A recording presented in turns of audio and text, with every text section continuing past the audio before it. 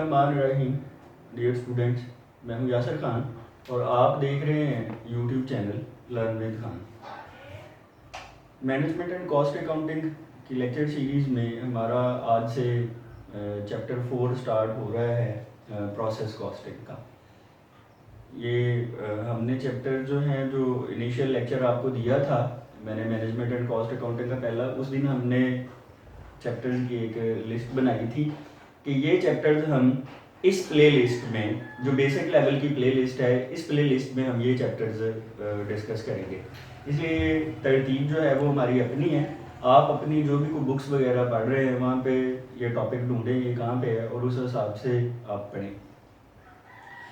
तो process costing क्या चीज़ है, इस की डेफिनेशन क्या है, प्रोसेस कॉस्टिंग किन इंडस्ट्रीज में अप्लाई होता है, उन इंडस्ट्रीज़ की एग्जांपल्स कोई, और प्रोसेस कॉस्टिंग अप्लाई करके आपको अकाउंटिंग ट्रीटमेंट उसकी करके बदले में मिलता क्या चीज़ आप प्रोड्यूस करते हैं, ये देखते हैं हम। और फिर इसका जो सारा अकाउंटिंग ट्रीटमेंट का प्रोसेस है हम आज उसके फॉर्मेट से डिस्कस करेंगे। थ्योरेटिकल डिस्कशन जो इनिशियल है वो आज कंप्लीट हो जाएगी, इतनी कि हम क्वेश्चन स्टार्ट कर सकें। उसके बाद जैसे जैसे जो है वो typical issues of process costing हमारे सामने आते जाएंगे, हम उनकी अकाउंटिंग ट्रीटमेंट भी देखते जाएंगे और फिर मैं उसकी एक्सरसाइजेस भी आपको करवाता जाऊंगा ताकि आप लोग जो हैं वो उसको कवर कर सकें। एक बात इन में रखनी है कि ये हम इनिशियल लेवल के ऊपर, बेसिक लेवल के ऊपर इसको डिस्कस कर रहे हैं, लेकिन हाँ हमने कुछ चीज़ें इसकी एडवांस लेवल की भी अभी डिस्कस करके उसके लेक्चर अलग प्ले लिस्ट में वो आपको अवेलेबल होंगे। जो लोग इस वक्त एमकॉम वगैरह कर रहे हैं, मास्टर के स्टूडेंट्स हैं, वो भी कांटेक्ट में हैं, वो भी हमारे व्यूअर्स हैं और उनकी तरफ से भी है कि हमें प्रोसेस कॉस्टिंग को करवाया जाए और जो हमारे इश्यूज इस लेवल के हैं वो भी डिस्कस किए जाएं। तो इंशाल्लाह इस चैप्टर को हम कम्प्लीटली डिस्कस कर लेंगे, बेसिक लेवल पे भी और एडवांस्ड लेवल पे भी। प्रोसेस कॉस्टिंग होती क्या है? It is a costing method that calculates पर unit cost of production by dividing the total cost with average units of output. अब यानी ये एक ऐसा कॉस्टिंग सिस्टम है, एक ऐसा कॉस्टिंग मेथड है जो कि पर यूनिट कॉस्ट कैलकुलेट करता है प्रोडक्शन की, और कैसे टोटल कॉस्ट को, जितनी भी टोटल कॉस्ट वो सारी प्रोडक्शन करने के ऊपर लगी है, उसको एवरेज यूनिट्स ऑफ आउटपुट के ऊपर, जो औसतन आपको एक्सपेक्टेड है कि इतने आपके आउटपुट है, प्रोडक्शन है, उसके ऊपर आप डिवाइड कर देते हैं। एक्चुअल आउटपुट पे आप डिवाइड नहीं करते। आप जो है वो सिंगल यूनिट ऑफ आउटपुट की जो कॉस्ट है वो अलग-अलग मेंटेन नहीं करते। बड़े पैमाने पे पैदावार हो रही होती है, सारी कॉस्ट आपने टोटल जितनी लग गई है वो आप देख लेते हैं और उससे जी जितने कॉस्ट ना आपको पैदावार जो है वो आने का इम्कान है उसके ऊपर आप तकसीम कर लेते हैं। फर्ज करें कि टोटल जितनी भी प्रोडक्शन आप कर रहे हो उसके ऊपर आपका 1 लाख रुपया खर्चा होगा और आपको है कि 10,000 यूनिट्स बनेंगे, आप कहते हैं जी 10 रुपये पर यूनिट कॉस्ट है। अब वहां पे प्रोडक्शन इतनी हो रही होती है, यूनिट्स ऐसे होते हैं कि एक एक यूनिट की कॉस्ट जो है वो अलग अलग से आप मेंटेन नहीं करते।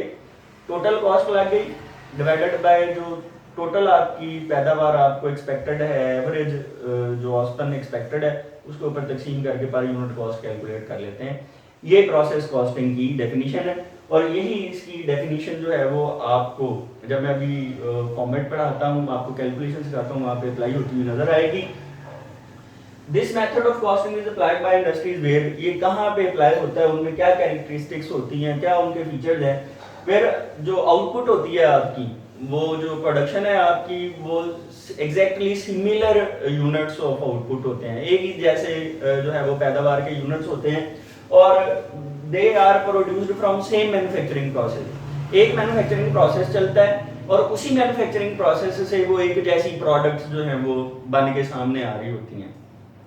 जैसे यहाँ पे ये जिस इंडस्ट्री में ये बन रहे हैं, मार्कर बन रहे हैं, अब एक जैसे मार्कर को प्रोड्यूस हो जा रहे हैं, लगातार प्रोड्यूस हो जा रहे हैं, अब बड़े पैमाने पर प्रोडक्शन हो रही है। अब कोई एक बंदा जाके ऑर्डर तो नहीं कर रहा ना, मैं जाके उन्हें कहूँगा जी मुझे जो है वो पढ़ाने के लिए 2 मार्कर चाहिए 1 साल में, तो मेरे लिए ये बनाई। उन्होंने मेरे ऑर्डर के ऊपर चीज़ें नहीं बनानी शुरू की, बनाई जा रही हैं। अच्छा, और एक जैसी प्रोडक्ट्स बन रही हैं और प्रोडक्शन प्रोसेस जो होता है वो इस तरह का होता है कि वो वेरियस प्रोडक्शन डिपार्टमेंट्स में से होके प्रोडक्ट जो है वो गुजरती है। यानी एक से ज़्यादा प्रोडक्शन डिपार्टमेंट्स होते हैं ऐसी इंडस्ट्रीज़ में, और वहाँ ये होता है कि पहले डिपार्टमेंट ने जो भी खाम माल खरीदा उसने जितना प्रोसेस करना था वो कर लिया, वो अगले डिपार्टमेंट को चीज़ दे देता है, यानी अपनी आउटपुट अगले डिपार्टमेंट को ट्रांसफर कर देता है। इसका मतलब ये हुआ कि जो पहले डिपार्टमेंट ने काम किया उसकी जो आउटपुट थी, उसकी जो उसके हिसाब से जितनी उसने काम कर दिया, उसकी अपनी फिनिश्ड आउटपुट जो थी वो अगले डिपार्टमेंट का रॉ मटीरियल बन गया। उस डिपार्टमेंट ने उसके ऊपर काम किया, उसने अगले को ट्रांसफर कर दिया। आपको बात समझ नहीं है कि यानी पहले डिपार्टमेंट की जो आउटपुट है वो अगले की इनपुट बन जाएगी, इस डिपार्टमेंट की आउटपुट वो उससे अगले की इनपुट बन जाएगी, except for the last department के जो लास्ट डिपार्टमेंट होगा उसकी जो आउटपुट होगी वो फिनिश्ड गुड्स स्टोर में चले जाएगी और उसको आगे जो है वो सेल कर दिया जाएगा। यानी लास्ट डिपार्टमेंट के अलावा आप यूं कह लें कि हर डिपार्टमेंट की जो आउटपुट है वो अगले डिपार्टमेंट का समझ ले रॉ मटेरियल ही होगा, अगले डिपार्टमेंट की इनपुट होगी।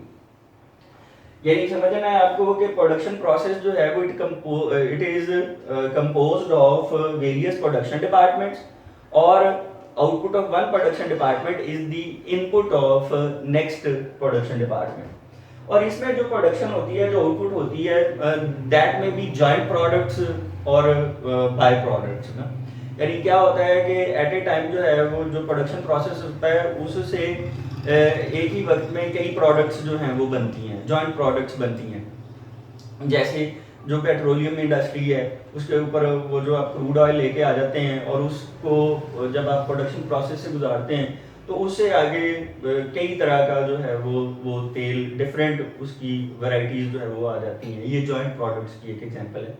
बाय प्रोडक्ट्स हैं तो आप जो हैं वो शुगर इंडस्ट्री की एग्जांपल देख लें, उसके अंदर आप वो चिपबोर्ड मटेरियल वो ले लेते हैं, वो एक उसकी एक बाय प्रोडक्ट बन जाती है। उससे वो जो शीरा है वो वाइन के लिए यूज़ हो जाता है, अल्कोहल के लिए, तो वो बाय प्रोडक्ट्स है उसकी।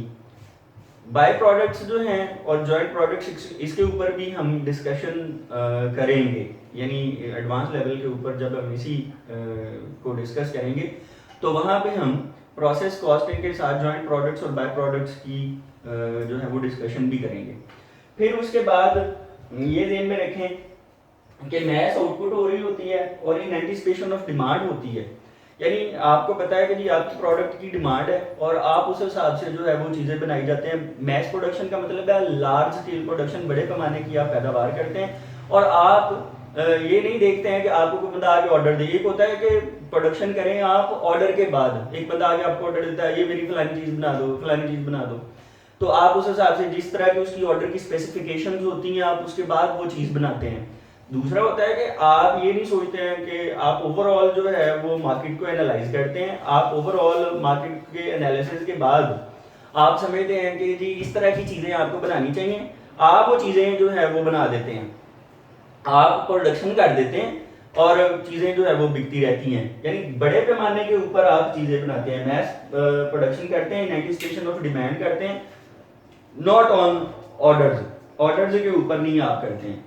तो एग्जाम्पल्स इसकी देखें, जो इंडस्ट्रीज हैं इलेक्ट्रिक अप्लायंसेस बनाने वाली, ये देखें पंखे लगे हुए हैं, आप घरों में ये लाइट्स लगी हुई हैं, इलेक्ट्रिक अप्लायंसेस जितने भी हैं, रेफ्रिजरेटर्स हो जाएं, एसीज हो जाएं, अब देखें ना ये वो आपकी स्पेसिफिकेशन के मुताबिक एक पता जाके कि जी मुझे इस तरह की चीज़ें, ऐसे तो नहीं है ना, वो बड़े पैमाने पे चीज़ें बना रहे हैं।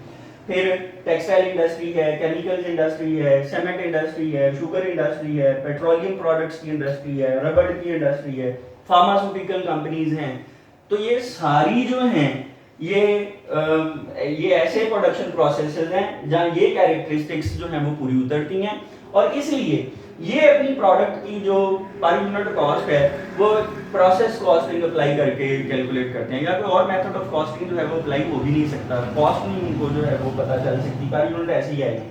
अब ये जो बात थी कि प्रोडक्शन प्रोसेस जो है वो वेरियस प्रोडक्शन डिपार्टमेंट्स के ऊपर मुश्तमिल होता है, तो आप टेक्सटाइल इंडस्ट्री की एग्जांपल देखें कि वो कॉटन लेते हैं, तो कॉटन की पहले जिनिंग होती है, रुई जो है वो उसको धन लिया जाता है, फिर उसके बाद उसको स्पिन किया जाता है, स्पिनिंग के बाद जो है वो वीविंग के प्रोसेस में से गुजारा जाता है, ग्रे क्लॉथ आ जाता है तो उसको डाइंग एंड प्रिंटिंग में से गुजार के फिर जो है वो स्टिचिंग डिपार्टमेंट में उसको भेज दिया जाता है।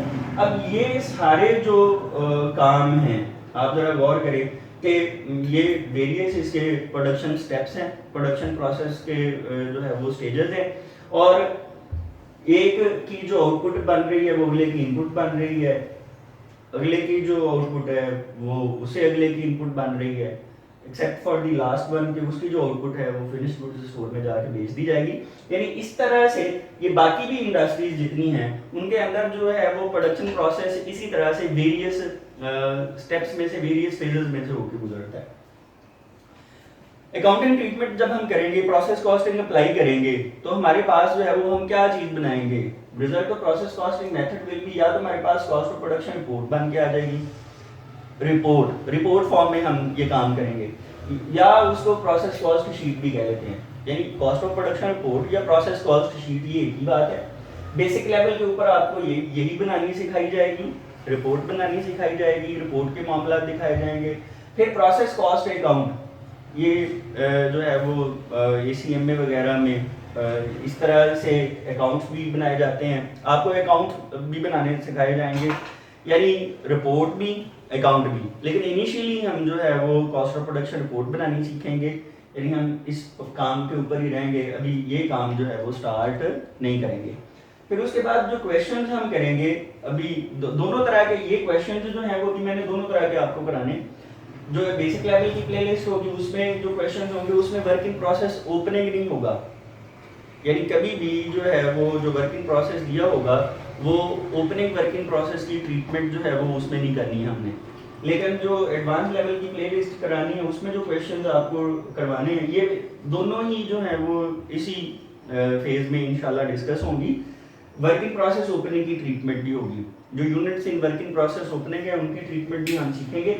दोनों तरह से हम क्वेश्चन करेंगे, और ये बात इन में रखनी है कि हमने कॉस्ट ऑफ प्रोडक्शन रिपोर्ट या प्रोसेस कॉस्ट शीट जो बनानी है ये आमतौर पर मंथली ही बनाई जाती है, यानी मंथ वाइज जो है वो डेटा होता है, और month wise her month and पे समझ लें कि हमने कॉस्ट ऑफ प्रोडक्शन रिपोर्ट बनानी है। अब इसका फॉर्मेट ज़रा देखें। अब ये आपके सामने है format cost of production report का। तो जो प्रोसेस कॉस्ट शीट या कॉस्ट ऑफ प्रोडक्शन रिपोर्ट है ये 4 स्टेप्स प्रोसीजर है, 4 स्टेप्स का ये प्रोसीजर है। इसका मतलब कोई भी कॉस्ट ऑफ प्रोडक्शन रिपोर्ट जब हम किसी भी इंडस्ट्री के हवाले से किसी भी डिपार्टमेंट की बनाएंगे, ये डिपार्टमेंट वाइज बनानी है हमने, तो और आमतौर पर ये आपको बताया भी कि मंथली बनती है, तो 4 स्टेप्स में बननी है, 4 स्टेप्स में बननी है।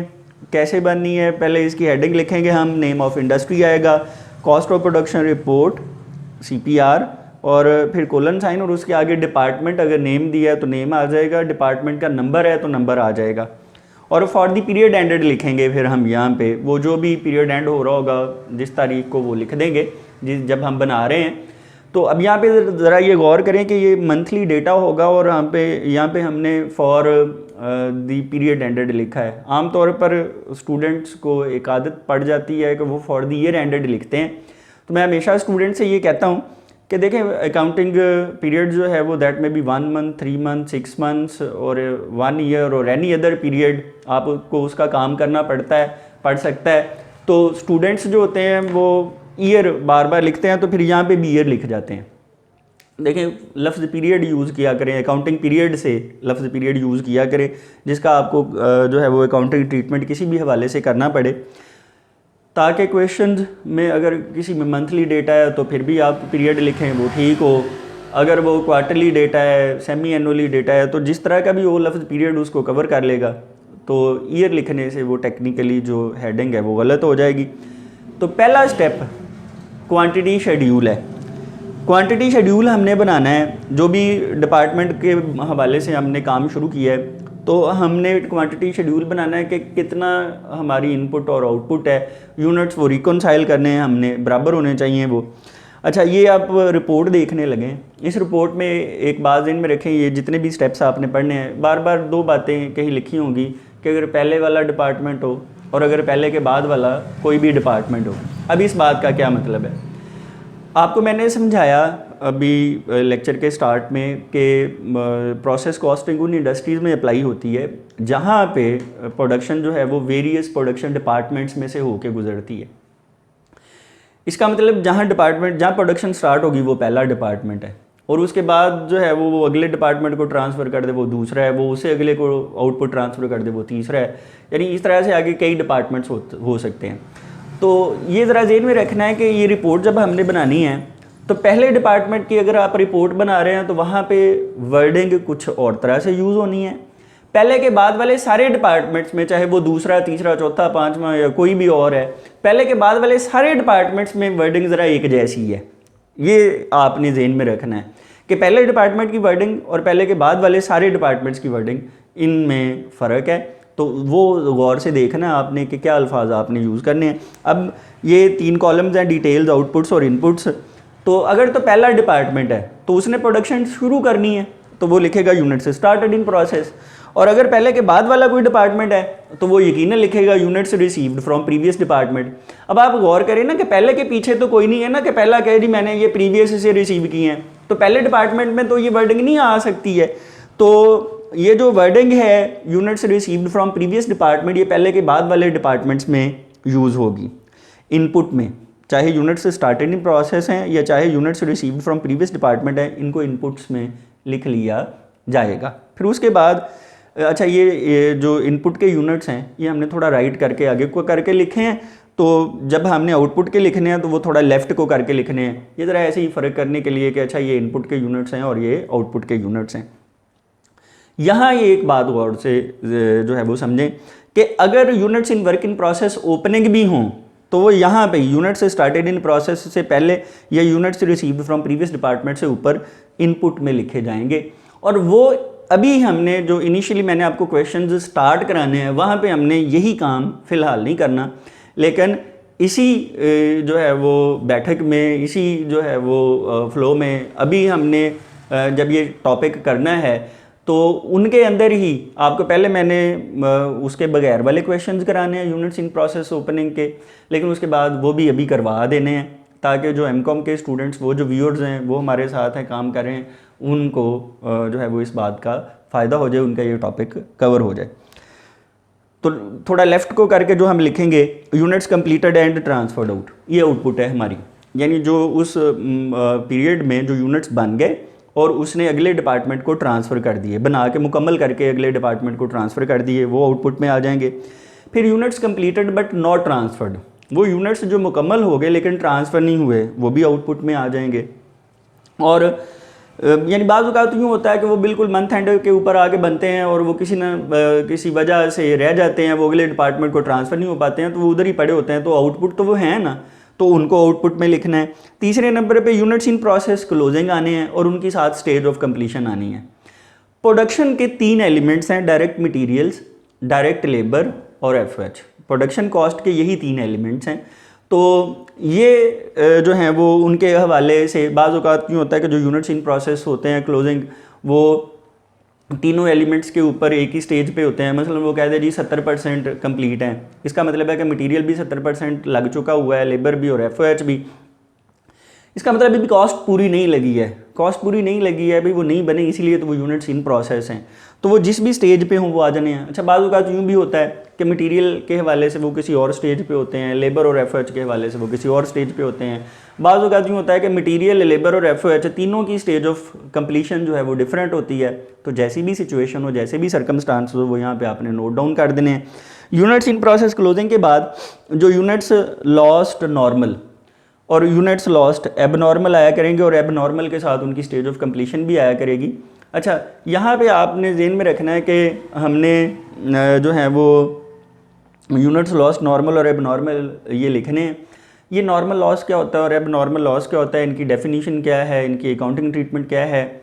जैसे ही हम इनके क्वेश्चंस करेंगे तो वहाँ इनको हम डिफ़ाइन भी करेंगे, वहाँ वो सिचुएशंस भी देखेंगे, एक दूसरे से डिफ़र कैसे करते हैं, इनका फॉर्मूला कैसे है, कैसे इनको ट्रीट करना है। फ़िलहाल आप इसका फॉर्मेट देखें, इसको आपने नोट डाउन करना है, इसको आपने याद करना है, ताकि जब हम क्वेश्चन स्टार्ट करें हम बड़े बेसिक से स्टेप बाय स्टेप चलेंगे पहले एक तरह का क्वेश्चन करेंगे, फिर दूसरी का, फिर तीसरी तरह का। उससे ये होगा कि आप स्टेप बाय स्टेप ज़हनी तौर पर तैयार होते रहेंगे कि आप जो इसके टिपिकल इश्यूज़ हैं दैट में occur in treatment of process costing, तो वो आपको आ जाएँ। जैसे जैसे वो आते जाएंगे वैसे वैसे मैं आपको समझाता जाऊँगा और वो हम इस फॉर्मेट में इनकॉर्पोरेट करते जाएंगे, आपको क्लैरिटी मिलती जाएगी। अच्छा, अब ज़रा गौर करें, अगर इनपुट के 20,000 यूनिट्स हों तो वो पहला डिपार्टमेंट और उसने शुरू कराए हों, वो यूनिट से स्टार्टेड इन प्रोसेस 20,000 आ गए। अच्छा, कंप्लीटेड और ट्रांसफर्ड आउट, वो कहता है जी 16,000 कंप्लीट होकर ट्रांसफ़र हो गए हैं, तो हम आउटपुट में 16,000 कंप्लीटेड एंड ट्रांसफ़र लिख देंगे। पता चला 2,000 कंप्लीटेड थे लेकिन वो ट्रांसफ़र नहीं हो सके, 2,000 वो आउटपुट में आ जाएंगे, 16 और 2 ये 18,000 हो गए। फिर पता चलता है कि जी यूनिट्स इन प्रोसेस क्लोजिंग वो 1,000 हैं, 1,000 वो आ जाएंगे, 18 और 16 2 18 और 1 19,000 हो गए। पता चला जी यूनिट्स लॉस्ट नॉर्मल जो हैं वो 300 हैं, तो 300 वो हो गए, और यूनिट्स लॉस्ट एब नॉर्मल पता चला जी 700 हैं, तो 700 वो हो गए, तो ये टोटल 20,000 हो गया। इनपुट के यूनिट्स अगर 20,000 है तो आउटपुट के भी वो कहाँ कहाँ कैसे कैसे हैं इस वक्त, तो वो भी 20,000 पूरे हो गए। तो ये दोनों कॉलम्स जो हैं वो इक्वल होने चाहिए, दे मस्ट बी रिकॉन्साइल्ड। फिर उसके बाद जो है नेक्स्ट स्टेप हमारा, नेक्स्ट स्टेप है कि cost charge to the department. जिस डिपार्टमेंट की हम कॉस्ट ऑफ प्रोडक्शन बना रहे हैं या रिपोर्ट बना रहे हैं उसमें कुल कितना खर्चा हुआ है, कुल इनपुट कॉस्ट कितनी हुई है। अब ये हमने इसका फॉर्मेट देखें, डिटेल्स, पर यूनिट कॉस्ट और टोटल कॉस्ट।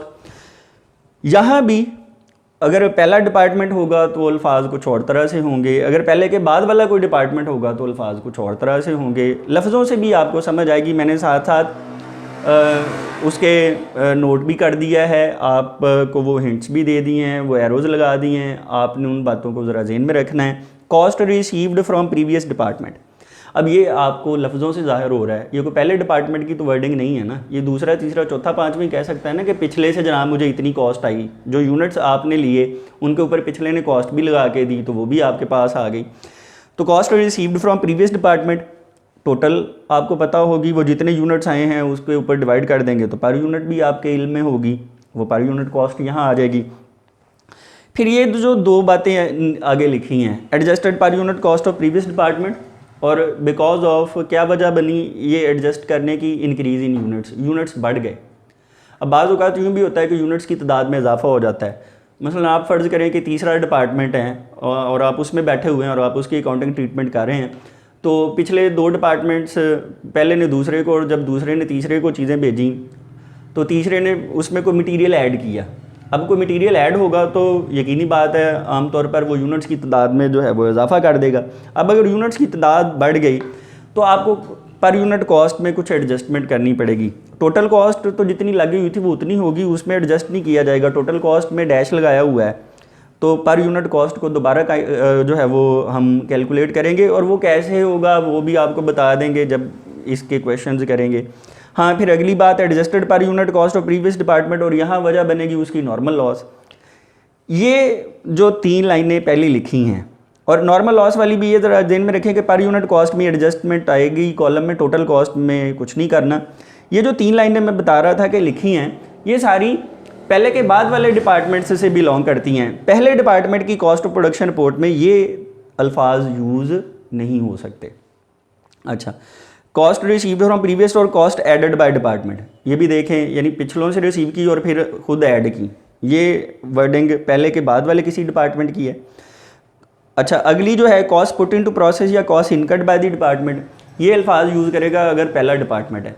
इसका मतलब अगर पहले डिपार्टमेंट की आप कॉस्ट ऑफ प्रोडक्शन रिपोर्ट बना रहे हैं और उसके सेकंड स्टेप में हैं तो फिर वो रिपोर्ट यहाँ से शुरू होगी, cost put into process या कॉस्ट इनकर्ड बाय डिपार्टमेंट। ये पिछली लाइनें जो हैं वो उस रिपोर्ट में नहीं आएंगी। ये बातें मेरी गौर से तवज्जो से सुन लेनी है, इनको नोट करना है और इनको ज़रा जो है वो याद करना है, अच्छी तरह से फॉर्मेट को ज़रा याद कर लेना है ताकि जब नेक्स्ट लेक्चर में मैं आपको क्वेश्चन कराऊं तो आप को कुछ वो बेसिक आपकी क्लियर हों, कॉन्सेप्ट्स आपके ज़रा को ठीक हों, ताकि आसानी से जो है वो क्वेश्चन हो सके। अच्छा, जो कॉस्ट पुट इनटू प्रोसेस हो या एडेड बाय डिपार्टमेंट हो, मैंने आपको बताया जैसे प्रोडक्शन कॉस्ट के तीन ही एलिमेंट्स होते हैं, direct materials cost, direct labour cost और एफओएच कॉस्ट। तो ये टोटल कॉस्ट तो दी होगी, ये यहाँ आ जाएगी। अच्छा, ये टोटल हमें दी होंगी और पर यूनिट की हम वर्किंग करेंगे।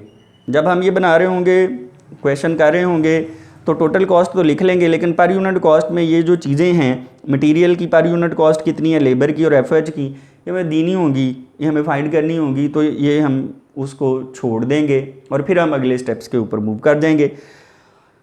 तो total cost to be accounted for, total cost to be accounted for, ये कुल खर्चा आ जाएगा जिसका ये डिपार्टमेंट जवाबदेह होगा। यानी ये बताए कि ये जो टोटल इनपुट कॉस्ट आई है, ये इसके पास जो लग गई है, जो प्रीवियस से आई थी, जो इसने खुद से ऐड की है, या अगर ये पहला था तो इसने जो सारी लगाई है, ये कहाँ लगी है। यानी ये दूसरा स्टेप ये है कि कॉस्ट लगी कितनी है, टोटल कॉस्ट वाकया कितनी हुई है। इसे नेक्स्ट स्टेप में बताएंगे कि ये लगी कहाँ कहाँ है, और वो कहाँ कहाँ लगी है। वो जो क्वांटिटी शेड्यूल में जो आउटपुट्स का कॉलम है, यानी कुछ तो उन पे लगी है जो कंप्लीट होकर ट्रांसफ़र हो गए हैं, कुछ उन पे लगी है जो कंप्लीट हो गए हैं और ट्रांसफ़र नहीं हुए, कुछ कॉस्ट उन पे लगी है जो यूनिट्स इन प्रोसेस हैं और वो एंड पे पड़े हुए हैं, और कुछ कॉस्ट उन पे लगी है जो कि यूनिट्स लॉस्ट एबनॉर्मल हैं। तो उन पे उसको जब एलोकेट कर देंगे तो वो सेकंड और थर्ड स्टेप का जो आंसर होगा वो सही होना चाहिए। देखें ना, अगर आप कहते हैं 1 लाख रुपया लगाया है तो आप बाद में जवाब दे देते हैं कि 1 लाख यहाँ लगाया है, तो वो बराबर होना चाहिए कि हाँ जी जनाब इतना 1 लाख लगा था और ये देखें 1 लाख ये मैंने आपको बता दिया है कि यहाँ लगा है।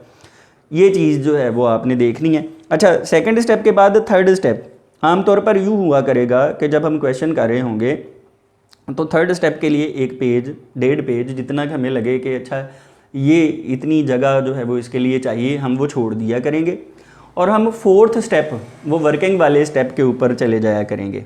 फोर्थ स्टेप में कंप्यूटेशंस करनी है हमने, वो वर्किंग नोट्स हैं, वहाँ क्या कैलकुलेट करना है हमने, वो जो पर यूनिट कॉस्ट वाला कॉलम दूसरे में खाली नहीं छोड़ा दूसरे स्टेप में, तो वो हम पहले फाइंड आउट करके उसको मुकम्मल करेंगे, फिर वो पर यूनिट कॉस्ट आ जाएगी और फिर हमारा थर्ड स्टेप मुकम्मल हुआ करेगा। फॉर्मेट में मैं अभी आपको अलबत्ता थर्ड पहले पढ़ा देता हूँ।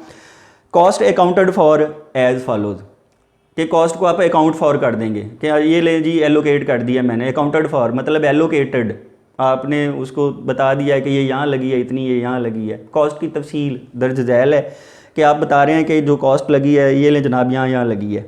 तो वो मैंने आपको बताया कि ये आपने क्वांटिटी शेड्यूल का आउटपुट का कॉलम जेन में रखा करना है, वहाँ ये कॉस्ट लगी हुआ करेगी। तो पहले नंबर पे cost of units completed and transferred out, कुछ खर्चा उन पे हुआ है जो कंप्लीट होकर ट्रांसफ़र हुए हैं, वो आ जाएगा इधर अमाउंट वाले कॉलम में। यहाँ डिटेल्स अमाउंट रुपीज़ और अमाउंट रुपीज़ 3 कॉलम हुआ करेंगे। दूसरे नंबर पे cost of units completed but not transferred, उनकी कॉस्ट जो कंप्लीट हो गए ट्रांसफ़र नहीं हुए वो आया करेगी। तीसरे नंबर पे cost of units lost abnormal, जो एबनॉर्मल लॉस के यूनिट्स होते हैं उनको कॉस्ट एलोकेट की जाती है और वो यहाँ आती है। नॉर्मल लॉस के यूनिट्स को कॉस्ट एलोकेट नहीं होती, वो मैं आपको बता रहा हूँ क्यों नहीं होती, वो आगे चल के जब क्वेश्चन आएगा तो आपको समझाऊंगा प्रॉपरली, तो वो क्लियर हो जाएगा। फिलहाल ये जेन में रखें कि नॉर्मल की कोई ट्रीटमेंट नहीं करनी है, अब नॉर्मल को कॉस्ट तीसरे स्टेप में एलोकेट करनी है। चौथे नंबर पे cost of units in process closing, जो क्लोजिंग वर्क इन प्रोसेस के यूनिट्स हैं उनको आपने जो कॉस्ट एलोकेट किया उसकी कैलकुलेशन करने के लिए पहला कॉलम भी यूज़ हुआ करेगा, फिर वो कॉस्ट दूसरे कॉलम में जाया करेगी। कैसे? Cost received from previous department. अच्छा, ये वर्डिंग कब यूज़ होगी? अगर पहले के बाद वाला कोई डिपार्टमेंट हो और साथ cost added by the department, ये भी तब अगर पहले के बाद वाला कोई डिपार्टमेंट हो। और अगर पहला डिपार्टमेंट और वहाँ यूनिट्स इन प्रोसेस क्लोजिंग हो तो फिर सिर्फ यहाँ लिखेंगे cost incurred by department, direct material cost, labour और F H, E P into per unit cost, equivalent production into per unit cost. Labour में भी equivalent production into per unit cost और एफएच में भी equivalent production into per unit cost. वो जो औसत पैदावार है वो हम उससे इसको मल्टीप्लाई किया करेंगे। और फिर ये ज़हन में रखें कि बुनियादी तौर पर मैंने आपको कहा ना कि थर्ड स्टेप की जगह छोड़ के पहले चौथा करना है आपने, तो ये 2 कैलकुलेशन इक्विवेलेंट प्रोडक्शन और पर यूनिट कॉस्ट जो हैं यही असल में आगे करने वाली होती हैं, और उनको करके फाइंड आउट करके फिर आपको ज़रा पता चल जाता है कि वर्क इन प्रोसेस के जो यूनिट्स हैं उनकी इक्विवेलेंट प्रोडक्शन कितनी है, ओवरऑल इक्विवेलेंट प्रोडक्शन कितनी है और पर यूनिट कॉस्ट क्या है। तो फिर आप ये सेकंड और थर्ड स्टेप कंप्लीट कर पाते हैं। यानी जो वर्किंग नोट्स हैं वो बुनियादी तौर पर समझ लें कि इस रिपोर्ट के एंड के ऊपर आ रहे हैं। तो आपको मैंने ये पहले भी बताया था, वर्किंग नोट्स जो हैं वो एडवांस फाइनेंशियल अकाउंटिंग के लेक्चर्स में हमने बात डिस्कस की थी कि जो वर्किंग नोट्स होती हैं, सपोर्टिंग कैलकुलेशंस होते हैं, वो पहले भी आ सकते हैं और सवाल के एंड पे भी आ सकते हैं। जहाँ तो बिल्कुल पता चल जाए ये हैं वो पहले, जहाँ जो है वो आपको आइडिया ना हो तो एंड के ऊपर। ये ज़रा फॉर्मेट ही ऐसा है कि इसमें एंड के ऊपर होंगे। जब आप इन प्रोसेस क्लोजिंग की कॉस्ट जो है वो पहले कॉलम से जमा करके इसे दूसरे में ले जाएंगे और फिर दूसरे कॉलम को टोटल करेंगे, तो आप लिखेंगे टोटल कॉस्ट अकाउंटेड फॉर, कि कुल कॉस्ट को एलोकेट कर दिया गया है, कुल कॉस्ट का जवाब दे दिया गया है कि जनाब यहाँ लगी है। दूसरे स्टेप में आप कह रहे थे कि जी ये कॉस्ट है इसको एलोकेट करके दो, तीसरे स्टेप में आप कह रहे हैं ये लें जी जनाब एलोकेट कर दी है। तो दूसरे का जो टोटल है और तीसरे का जो टोटल है वो इक्वल होने चाहिए। अगर ये इक्वल हैं तो इसका मतलब है कि आपकी अकाउंटिंग ट्रीटमेंट जो हैं वो ज़रा ठीक चल रही हैं और आपने हिसाब किताब में कोई गलती नहीं की है। अच्छा, फिर उसके बाद जो फोर्थ है कंप्यूटेशन एक्सप्लेन्ड वर्किंग नोट्स का जो है सारा सिलसिला, इसमें ये जो पहली कैलकुलेशन है फार्मूला पढ़ लें, दूसरी का भी फार्मूला पढ़ लें। ये वो दो चीज़ें हैं जो मैंने फ़िलहाल आपको ज़रा स्किप ही एक किस्म से करवा दी हैं वो सेकंड स्टेप में, कि ये आपको वहाँ पे डिटेल में डिस्कस करेंगे। लेकिन चलें फार्मूला आप जो है वो ज़रा पढ़ लें, इसको नोट भी कर लें। Adjusted per unit cost of previous department, जब इंक्रीज इन यूनिट्स की वजह से ये फाइंड करनी पड़े ना, तो एडजस्टेड पर यूनिट कॉस्ट का फार्मूला हुआ करेगा total cost received from previous department divided by increased number of units. और adjusted per unit cost of previous department जब नॉर्मल लॉस की वजह से कैलकुलेट करनी पड़े, तो वहाँ एडजस्टेड पर यूनिट कॉस्ट का फार्मूला हुआ करेगा total cost received from previous department divided by units received minus units lost normal. ये आपके जो दो फार्मूले हैं ये उन्हीं क्वेश्चंस में आएंगे ना, ये दूसरे तीसरे चौथे पाँचवें डिपार्टमेंट जो हैं यानी पहले के बाद वाले डिपार्टमेंट्स हैं ये वहाँ पे होंगे, और होंगे भी उन्हीं क्वेश्चंस में जहाँ पे ये टिपिकल ट्रीटमेंट्स आएँ। तो जहाँ जहाँ ये आएंगी फिर आपको मैं समझाऊंगा और आपको इंशाल्लाह प्रॉपर समझ आएगी। फ़िलहाल इनको नोट करना है। थर्ड और फोर्थ जो हमने नेक्स्ट लेक्चर में क्वेश्चन करने हैं और आमतौर पर पहले जो क्वेश्चन करने हैं उनमें मेन जो ये दो कैलकुलेशंस हैं, ये दो कैलकुलेशंस इक्विवेलेंट प्रोडक्शन की और पर यूनिट कॉस्ट की, भाई ये तो हमें हर क्वेश्चन में करनी पड़ेंगी, इसलिए ये दो मेन कैलकुलेशन है। बाकी ऊपर नीचे कोई और जमा तफरीक हो सकती है, कोई और कैलकुलेशन वो अलहदा बाद की बात है। मेन कैलकुलेशंस ये दो हैं जो हर क्वेश्चन में फोर्थ स्टेप में हुआ करेंगी। इक्विवेलेंट प्रोडक्शन, इसको एक्सपेक्टेड प्रोडक्शन या एवरेज प्रोडक्शन या नॉर्मल प्रोडक्शन और आउटपुट भी कह सकते हैं। और इक्विवेलेंट प्रोडक्शन का फॉर्मूला होता है यानी औसतन जितने यूनिट्स बन जाएंगे, units completed plus units in process जो एंडिंग के हैं multiplied by stage of completion, यानी units in ending work in process into stage of completion. तो ये आपकी एवरेज आउटपुट आ जाएगी कि इतने औसतन आपको पैदावार होने के इम्कान हैं। फोर्थ अब जो कैलकुलेशन है कैलकुलेशन ऑफ पर यूनिट कॉस्ट। अब ये फार्मूला जो है वो बुनियादी तौर पर प्रोसेस कॉस्टिंग की डेफिनेशन है। जहाँ से मैंने आज लेक्चर आपका स्टार्ट किया हम बिल्कुल उसी पॉइंट के ऊपर आ गए हैं। पर यूनिट कॉस्ट का फार्मूला है total cost over equivalent production. आपको पर यूनिट कॉस्ट की देखिए प्रोसेस कॉस्टिंग की डेफिनेशन क्या करवाई है मैंने, एक कॉस्टिंग मेथड दैट कैलकुलेट्स पर unit cost of output by dividing total cost with average units of output. तो ये वही काम हुआ है, यानी ये फार्मूला ही बुनियादी तौर पर प्रोसेस कॉस्टिंग है। तो जहाँ पर यूनिट कॉस्ट ऐसे कैलकुलेट हो वो प्रोसेस कॉस्टिंग कहलाता है। ये फार्मूला लगाया करेंगे हम तो डायरेक्ट मटेरियल, डायरेक्ट लेबर और एफओएच की हमें जो है वो कॉस्ट मालूम हुआ करेगी। अब आप ज़रा गौर करें ना, दूसरे स्टेप में आपको समझाया मैंने कि पर यूनिट कॉस्ट के कॉलम में आपने वो जहाँ कॉस्ट इनकर्ड बाय डिपार्टमेंट है या कॉस्ट एडेड बाय डिपार्टमेंट है, मटेरियल लेबर एफओएच टोटल आपने दर्ज करना है, पर यूनिट छोड़ देना है। चौथे स्टेप में आके आपने पहले इक्विवेलेंट प्रोडक्शन फाइंड करनी है और फिर ये पर यूनिट कॉस्ट फाइंड करनी है। यहाँ से जो पर यूनिट कॉस्ट फाइंड होगी इसे आप दूसरे स्टेप में जाके लिखेंगे, फिर दूसरा स्टेप पूरा होगा, मुकम्मल होगा और फिर ही आप तीसरा मुकम्मल कर सकेंगे।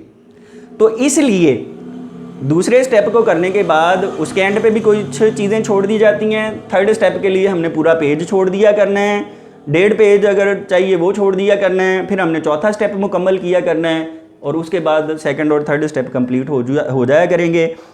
कुछ नोट्स जो हैं वो पढ़ लें कि पर unit cost will be calculated for every component of production cost. वो कौन से हैं? Direct material, direct labour and FOH. और कन्वर्शन कॉस्ट, बाज़ औक़ात क्वेश्चंस में कन्वर्शन कॉस्ट का लफ्ज़ यूज़ होगा।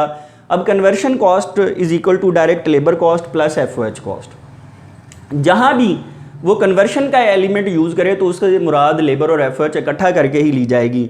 और in stage of completion for abnormal loss, if stage of completion for abnormal loss is given तो that will be considered accordingly. ये जब एबनॉर्मल लॉस के क्वेश्चन आएंगे तो वहाँ पे आपको मैं इसको समझा दूंगा। और other adjustments will be considered while solving questions containing those adjustments. तो जिस तरह की भी एडजस्टमेंट्स क्वेश्चन में आती जाएंगी वो आपको साथ साथ क्लियर करवा दी जाएंगी। Equivalent production may also be called expected production या एक्सपेक्टेड आउटपुट, एवरेज प्रोडक्शन या एवरेज आउटपुट, नॉर्मल प्रोडक्शन या नॉर्मल आउटपुट।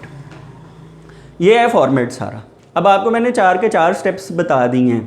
ये फॉर्मेट आपने यहाँ से देख के नोट डाउन करना है, इसको आपने याद करना है, घबराना बिल्कुल नहीं है। जो आपको ये करवाई है मैंने फॉर्मेट बताया है, इसमें से कुछ बातें आपकी समझ में आ गई होंगी, कुछ नहीं भी आई। जैसे जैसे मैं क्वेश्चंस करवाता जाऊंगा, जैसे जैसे वो पॉइंट्स मैं आपको एलेबोरेट करता जाऊंगा, वैसे वैसे आपकी समझ में बातें आती जाएंगी। इसलिए परेशान नहीं होना, सिर्फ यह है कि साथ साथ काम करना है, इसको समझना है। अगर ये वीडियो लेक्चर आपका फ़ायदा कर रहे हैं तो इनको लाइक ज़रूर किया करें और इनके ऊपर अपने कमेंट्स दिया करें। चैनल को ज़्यादा से ज़्यादा स्टूडेंट्स के साथ शेयर करें ताकि जैसे आप लोग इस चैनल से फ़ायदा उठा रहे हैं ऐसे और लोग भी इससे फ़ायदा उठाएं। Thanks for watching this video. Thank you.